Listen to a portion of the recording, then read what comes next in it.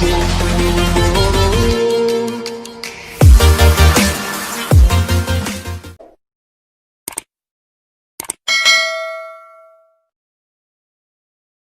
मेरा नाम है अमन जायसवाल। आज हम साइकेट्री का एक इम्पोर्टेंट टॉपिक है वो डिस्कस करने जा रहे हैं, जिसका नाम है डिसऑर्डर ऑफ परसेप्शन। इस टॉपिक के अंदर हम इसकी डेफिनेशन देखेंगे, साथ ही साथ इसके टाइप्स के बारे में डिस्कस करेंगे। इस टॉपिक में कुछ न्यू इन्फॉर्मेशन आपको दूंगा, उस इन्फॉर्मेशन को जानने के लिए इस वीडियो को एंड तक आप जरूर देखना। ठीक है, स्टार्ट करते हैं हम। Disorder of perception. और सबसे पहले एक वर्ड आया परसेप्शन। इसका मतलब क्या होता है? इसका मतलब होता है अनुभूति, मतलब किसी चीज़ को अपन ने कैसे परसीव किया है। इस चीज़ को हम डिटेल में ऐसे समझते हैं, जो ऑब्जर्वेशन होता है वो किससे मिलकर बना होता है? अटेंशन और परसेप्शन से। और परसेप्शन किससे मिला होता है? सेंसेशन और इंटरप्रिटेशन।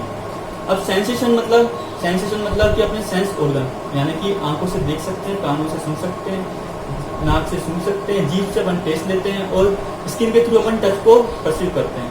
ये क्या है कि इन सेंस ऑर्गन के थ्रू अपन किसी चीज़ को परसीव किया। अब जैसे ही परसीव कर लिया उसके बाद अपन क्या करते हैं?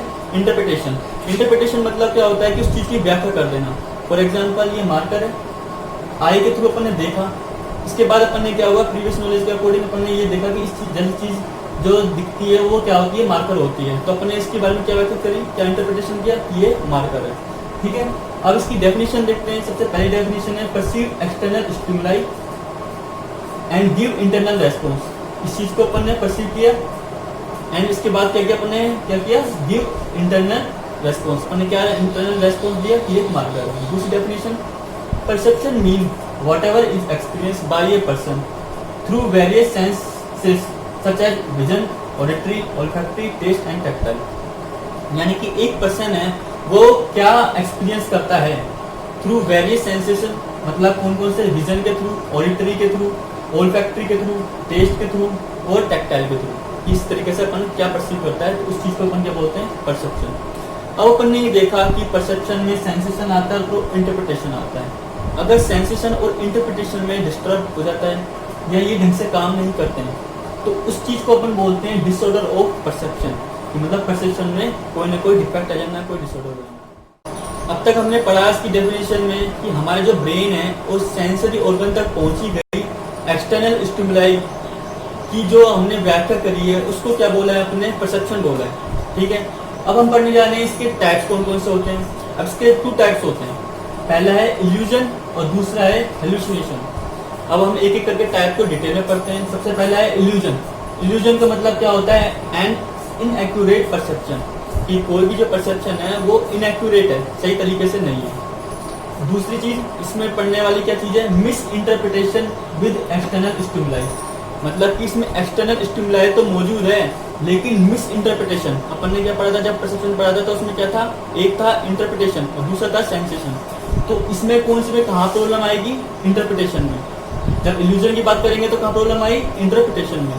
तो यानी कि miss interpretation with external stimuli, जो एक्सटर्नल स्टिमुलाई है उसके साथ साथ मिस इंटरप्रिटेशन हो रहा है, हम उसकी व्याख्या ढंग से नहीं कर पा रहे हैं, तो उसको बोलते हैं अपन इल्यूजन बोलते हैं। उसमें फॉल्स परसेप्शन होता है। ठीक है, अब आप समझ गए कि इल्यूजन क्या होता है?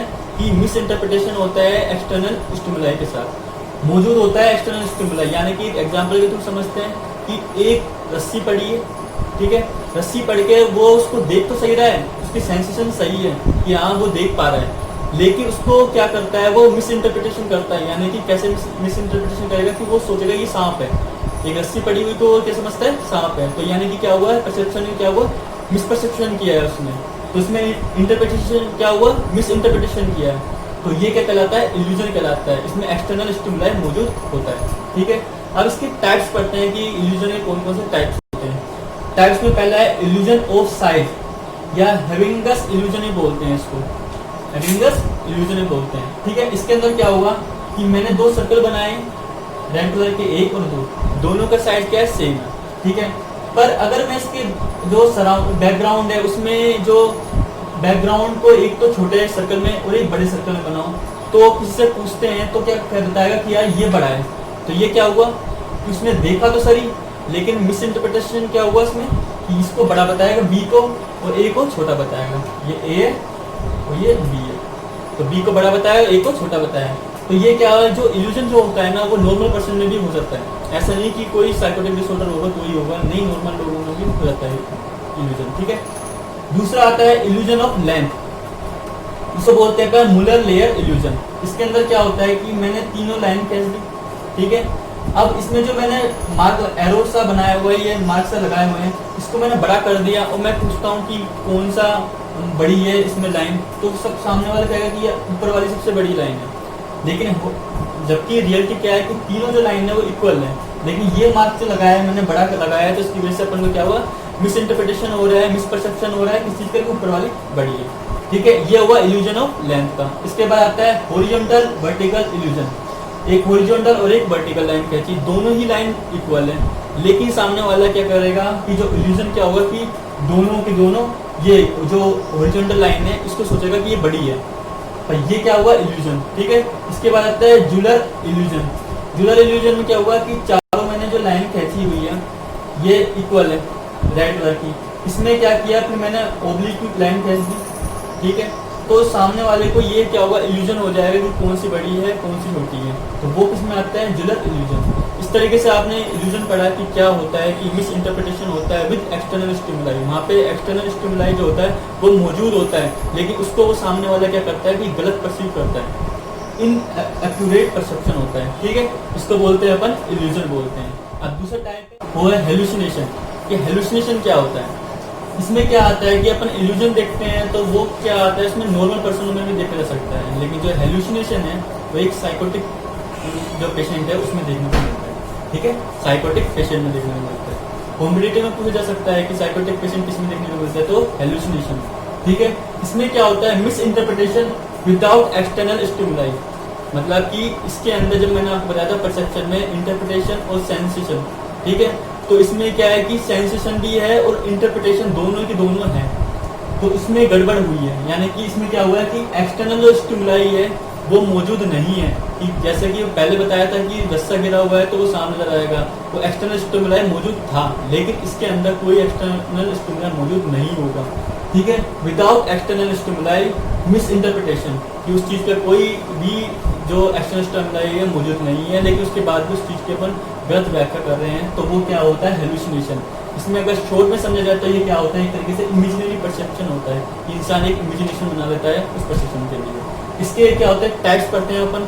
इसके जो टाइप्स है वो बांटे हैं 7 टाइप्स में बटा हुआ है। मेन जो टाइप्स है अपन जैसे कि 5 होते हैं वो जो सेंसरी ऑर्गन है उसके थ्रू है, बाकी 2 एक्स्ट्रा है तो मैं आपको डिटेल में बताऊंगा। ठीक है, सबसे पहले आता है ऑडिटरी। ऑडिटरी मतलब ऑडिटरी में आता है अपना हियरिंग वाला। ये पेशेंट होता है, कोई चीज़ मौजूद नहीं होती, कोई आवाज़ मौजूद नहीं होती, लेकिन उसको लगता है कि कोई ना कोई आवाज़ आ रही है, उसको सुनाई देती है, तो वो क्या होता है कि ऑडिटरी हेलुसिनेशन होता है, कि उसको कोई चीज़ आवाज़ मौजूद भी नहीं है, कुछ चीज़ है नहीं, लेकिन उसको सामने वाले को नए नए तरीके की आवाज़ सुनाई देती है। उस टाइप का हेलुसिनेशन कौन सा होता है, ऑडिटरी हेलुसिनेशन। ठीक है, इसमें क्या होता है, फंक्शनल साइकोटिक डिसऑर्डर आते हैं। ये डिसऑर्डर के टाइप्स में लिखे यहाँ पर कि कौन कौन से डिसऑर्डर आते हैं अकॉर्डिंग टू जैसे विजुअल हुआ जो टाइप्स है उसके अकॉर्डिंग। ठीक है, अब इसमें आता है फंक्शनल साइकोटिक डिसऑर्डर, जिसमें सिजोफ्रेनिया आता है। सिजोफ्रेनिया के पेशेंट को नए नए तरीके की आवाज़ सुनाई देगी, भले ही वो चीज़ मौजूद नहीं हो तो भी। ठीक है, तो वो आता है अपना ऑडिटरी हेलुसिनेशन। इसके बाद आता है अपना विजुअल, यानी कि साइड, यानी कि देखने वाला। ठीक है, इसमें क्या होता है कि इसमें क्या होता है कि कोई चीज़ मौजूद नहीं है, लेकिन फिर भी उसको लगता है कि वो चीज़ है, कि मतलब उसको लगता है कि कोई ना कोई यहाँ आदमी है, लेकिन वो चीज़ होता भी नहीं है, तो उस चीज़ में आता है विजुअल हेलुसिनेशन के अंदर आता है। इसमें कौन सी बीमारी आती है, वो आती है ऑर्गेनिक साइकोसिस, जैसे कि अल्कोहल और ड्रग विड्रॉल सिंड्रोम, कि मतलब कोई भी इंसान जो अल्कोहल है और ड्रग लेता है उसको विड्रॉल करता है, तो उसमें जो अपीयर होते हैं वो कौन सा होता है, हेलुसिनेशन, विजुअल हेलुसिनेशन अपीयर होता है। ठीक है, इसके बाद आता है ओल्फैक्टरी। ओल्फैक्टरी को अपन स्मेल से देखते हैं। ठीक है, इसमें क्या होता है कि कोई भी चीज़ जो होती है, जिस किसी चीज़ की स्मेल है वो होती नहीं है, लेकिन सामने वाले को ऐसा लगता है कि उसकी स्मेल आ रही है, उसको नई नई तरीके की स्मेल आने लग जाएगी, तो वो क्या हुआ कि वो हुआ ओल्फैक्टरी हेलुसिनेशन हुआ। तो उसमें कौन, ये किस चीज़ में देखने को मिलता है, ऑर्गेनिक ब्रेन सिंड्रोम जब होता है, जो साइकोटिक डिसऑर्डर है, तो उसमें क्या होता है कि ओल्फैक्टरी जो होता है हेलुसिनेशन वो अपीयर होता है, उसको नई नई तरीके की स्मेल आने लग जाती है। ठीक है, इसके बाद आता है गैस्ट्रेटरी, यानी कि टेस्ट से रिलेटेड। ये इसमें कौन से डिसऑर्डर आएंगे, इसमें भी आएगा ऑर्गेनिक ब्रेन सिंड्रोम। इसमें मेन बात क्या होता है कि पेशेंट जो होता है उसको ये लगता है कि कोई भी चीज़ खाता है तो उसको कड़वा कड़वा स्वाद आने लगता है, बिटर टेस्ट आने लग जाता है। तो वो चीज़ भले ही वो कड़वी चीज़ नहीं हो, लेकिन उसके बाद भी उसको लगता है कि ये कड़वी है, ये बिटर टेस्ट है। तो वो कहाँ आता है? गैस्ट्रेटरी हेलुसिनेशन के अंदर आता है। इसके बाद आता है टैक्टाइल यानी कि टच। कि टैक्टाइल पेशेंट को ऐसा लगता है कोई इसको टच कर रहा है, कि उसको टच की जो सेंसेशन है वो लगने लगते हैं। ये क्या होता है, किस चीज़ में आता है डिसऑर्डर? Cocaine abuse. कोई जो पेशेंट होता है वो कोकेन एब्यूज करता है, तो उस टाइप के जो पेशेंट होते हैं उनको ऐसा लगता है कोई मुझे छू रहा है, कोई टच कर रहा है। तो वो क्या होता है? टैक्टाइल हेलुसिनेशन के अंदर आता है। इसके बाद आता है काइनेस्थेटिक हेलुसिनेशन। काइनेस्थेटिक हेलुसिनेशन में क्या होता है कि पेशेंट होता है उसको ये लगता है कि जो उसका हाथ है, मतलब जैसे कोई सर्जरी होगी, सर्जरी होने के बाद उसको ऐसा लगता है कि उसका बॉडी का पार्ट गायब हो चुका है। भले ही वो बॉडी का पार्ट हो, लेकिन उसको ऐसा फील होता है कि मेरे बॉडी का पार्ट गायब हो गया। या फिर उसको जो मसल्स रहते हैं उसको लगता है कि मैं कोई चीज़ को भी उठा नहीं सकता, कि मैं कोई भी काम कर नहीं सकता, ये पार्ट है ही नहीं। वो चीज़ आती है काइनेस्थेटिक हेलुसिनेशन के बारे में। उसके अंदर आता है लिलिप्टिक हेलुसिनेशन। लिलिप्टिक हेलुसिनेशन में क्या आता है? इसके अंदर क्या आता है, कोई भी चीज़ बड़ी साइज है, किसी भी चीज़ का बड़ा साइज है, लेकिन सामने वाले को ऐसा लगता है कि वो बहुत छोटा साइज है।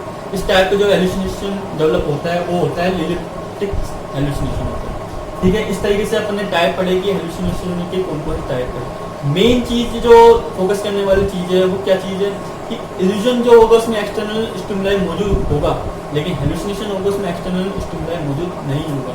इमेजिनरी जो होता है, परसेप्शन होता है, वो होता है हेलुसिनेशन। इस तरीके से हमने इसके टाइप्स पढ़े, इसकी डेफिनेशन पढ़ी। उम्मीद करता हूँ आपको ये टॉपिक समझ में आया होगा।